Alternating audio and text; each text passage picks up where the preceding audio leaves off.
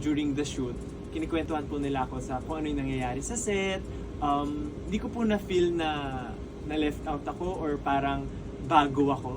More on, talagang normal lang. Alam niyo po yung parang magka-classmate lang na next year sila ulit yung classmate mo. Parang ganun. Kahit po first time ko silang nakasama, kinuwentuhan nila ako, binigyan po nila ako ng mga advice nga na parang, ayun, nagdadala sila ng mga chairs sa set, ganyan. Maging ready lang lagi, and dapat kabisado yung script, mga ganyan po. So, kahit short lang po yung time namin together to work, parang mahabang time na yung napagsamahan, parang ganyan. Kamusta yung experience mo ngayong nasa ka na acting era?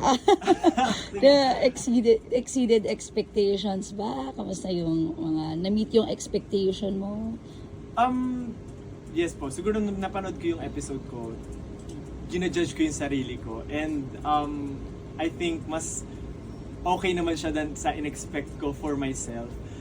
Pero gusto ko pong malaman talaga is yung expectation ng mga tao sa akin pag lumabas na yung episode. Gusto ko marinig ano yung mga comment nila para alam ko rin po talaga na oo nga, baka mamaya kailangan ko talagang i-practice yung ganito, yung pronunciation ko sa mga words, yung emotions ng mukha ko. So this experience po, mas nadagdagan ako ng ano man tawag dito, parang lesson learned na